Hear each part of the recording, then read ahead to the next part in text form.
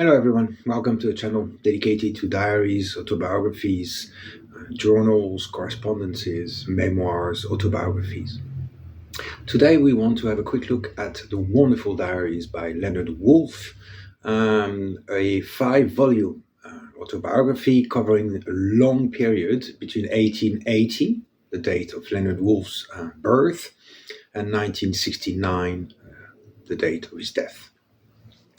Now, why do we want to talk about Leonard Woolf, somebody who may not be very much remembered today?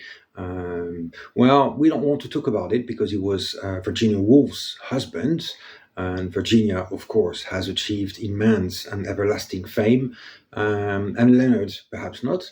No, we're interested in Leonard because his diaries are just a wonderful example of what a diary can do, what we can find in those very rich diaries. And they cover such an interesting period and long period as well that they tell us very much about the context of his life. Now, those diaries cover almost 8 decades of a life involved in the arts, culture, and politics very much. And first of all, the first thing to say about those diaries is about the style in which they're written. Leonard Woolf was educated, like many of his contemporaries, certainly within the Bloomsbury set, at a sort of grammar school-like, and he went to Cambridge afterwards. He recalls doing a lot of Latin translations, but of course he was interested in literature as well, in poetry, in fiction, and he wrote a lot himself. And so the style is absolutely wonderful and rather typical of that set of people, I think. That is a certain detachment, a lot of irony, self-deprecation as well, never boasting about things, never trying to highlight any achievement they have had or they may have had. On the contrary, it's very honest, very humble, and extremely well put together. Wonderful ways of articulating his ideas and of talking about things. At the same time, the style is honest. Leonard Woolf tells us a lot about, for example, Virginia. We'll come back to that in a minute. And he is very honest about his life in general, what he did and why he did it. And as we'll see in a second, his life was so rich that it really deserved 5 volumes. Of course, the period itself is interesting. It's the tail end of the Victorian age, when he was born, obviously. And so his education really took place in the 19th century, at the end of the 19th century, a time where his type of education, the education he received, was, of course, very much informed by a certain idea of not only classical studies in relation to what one should know, but also, of course, the position of England at the time in the world, the empire on which the sun never sets, of course. And so it starts before the First World War, and we understand that by the time the First World War arrives, Leonard Woolf is already in his 30s. He will not be mobilized for health reasons. So he will be covering the periods of the First World War during his diaries. He will be covering, of course, the interregnum, that is the period between the First and the Second World War. And he'll be covering the Second World War as well, obviously.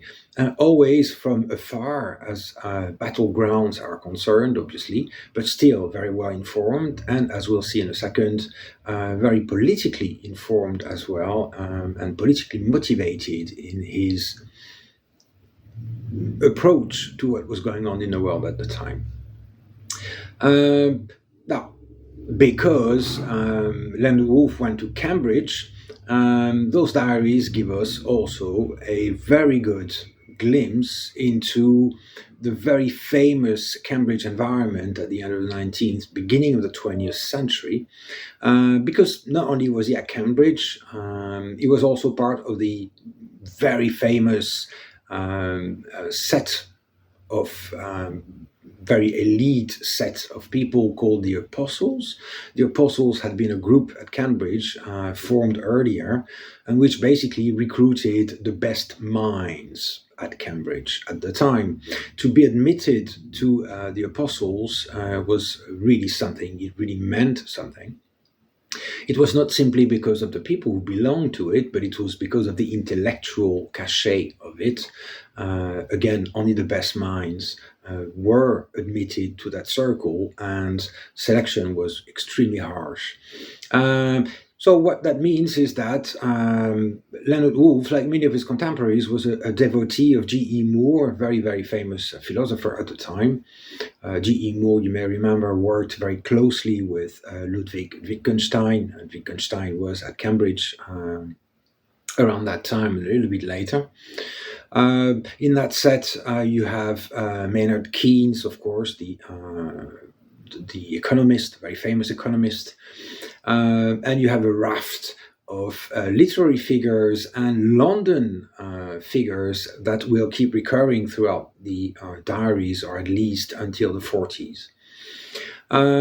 It's also very interesting because in the second volume, Leonard Woolf tells us about leaving for Sri Lanka. At the time it was called Ceylon, in basically working for the British government and the colonial service, which was one of the ways to advance in the world, because Leonard Woolf, despite studying at a very high level with very, very influential and really later very famous people, he himself did not come from a very rich family, unlike, for example, his future wife, Virginia Woolf, whose ancestry was going back many centuries.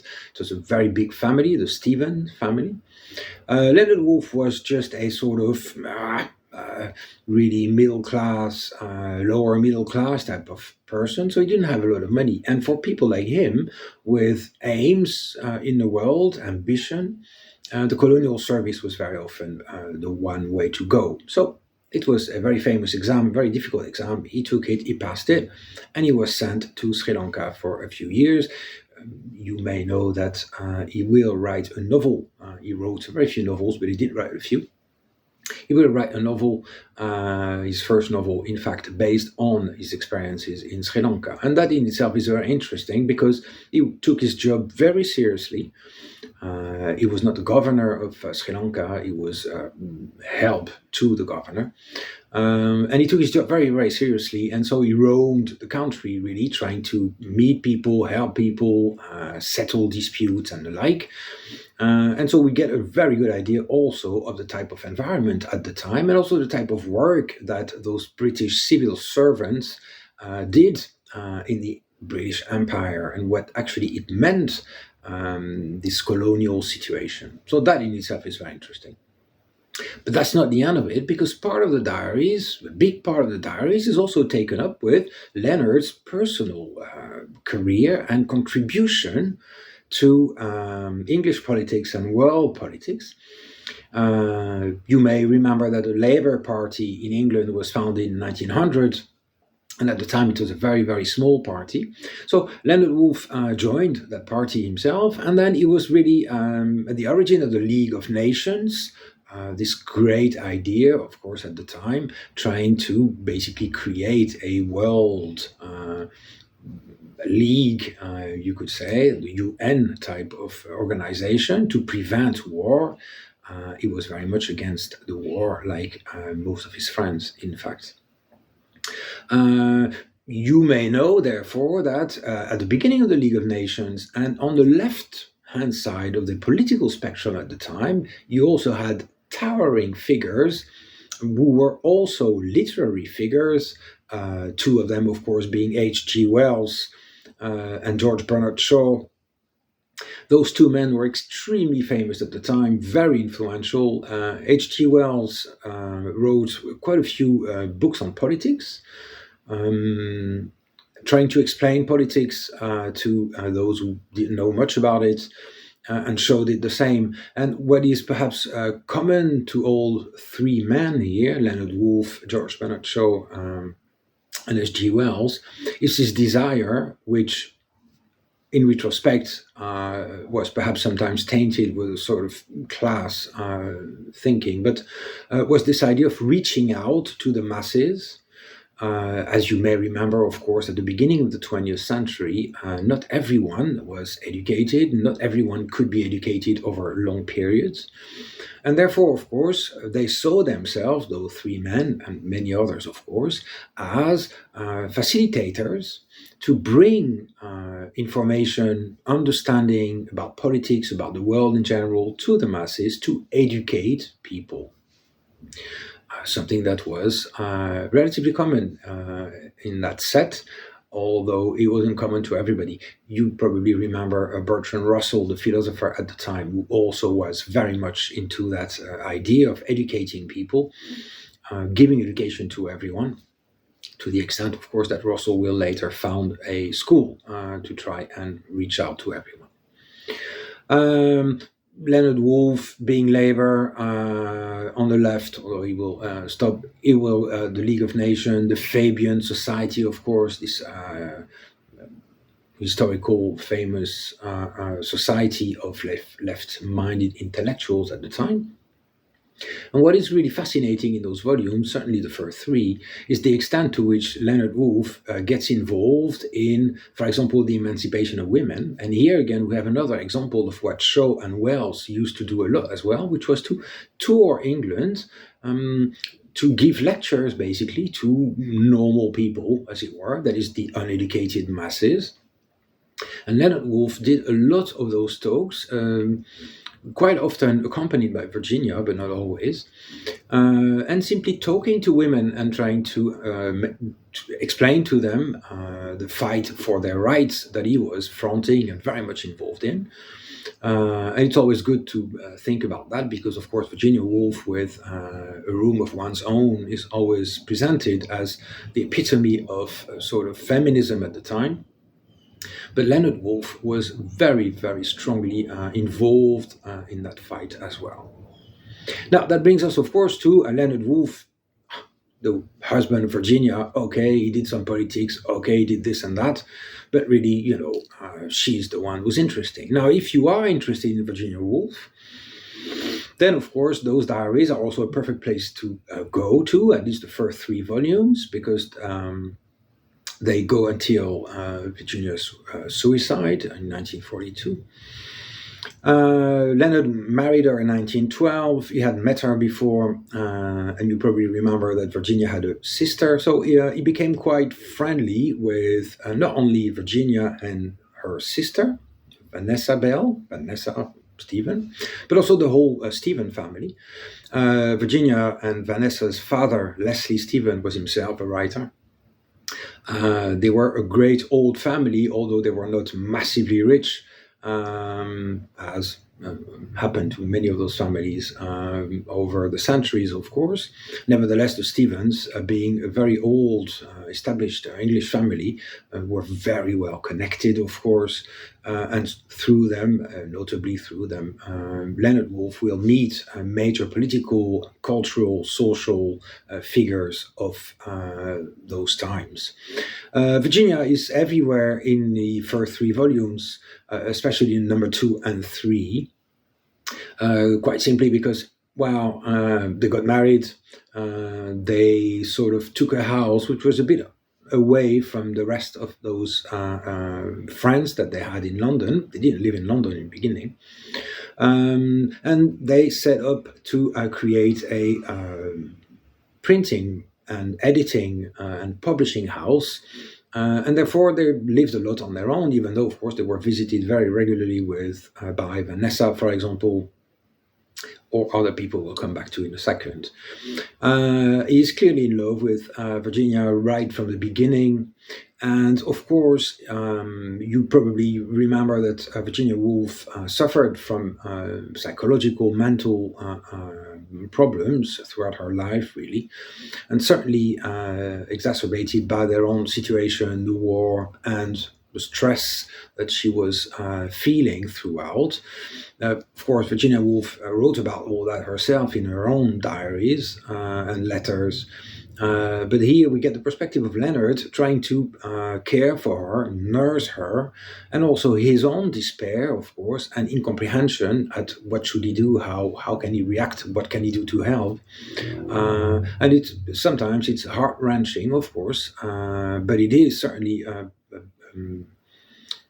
a perspective that is not always taken into account. It's very often focusing on Virginia, and this time it is Virginia from somebody who really loved her and really did everything he could to help her. His despair, his pain, his shock, of course, when she does end up committing suicide, is also something that he is very open about and discusses in the diaries. Now, before that, though, of course, there is the whole period where they set up that publishing house, the Hogarth Press, very famous at the time, because it was hand-operated by Leonard and Virginia. Only the two of them were basically doing everything, from the printing to the binding, to the choosing of the colors and the font, to the sending of the books themselves to whoever had promised to buy one.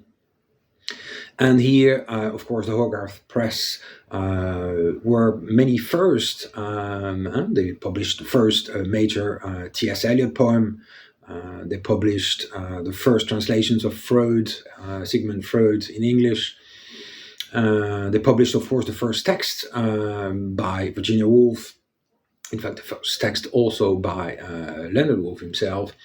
Very early on, they published E.M. Forster, for example. In other words, a publishing house which has now disappeared as such, but which was held in very high esteem for the extremely high quality literary output that they presented. Now, any of those publications, of course, is very hard to find today, very rare, and therefore very expensive, quite simply because they could only print and bind very few copies at a time.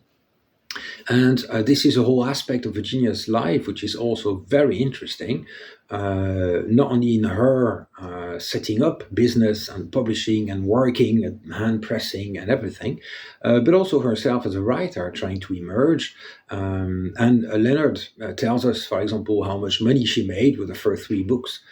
Which amounted to, I think, something like £10 a year. In other words, nothing, because nobody bought those books.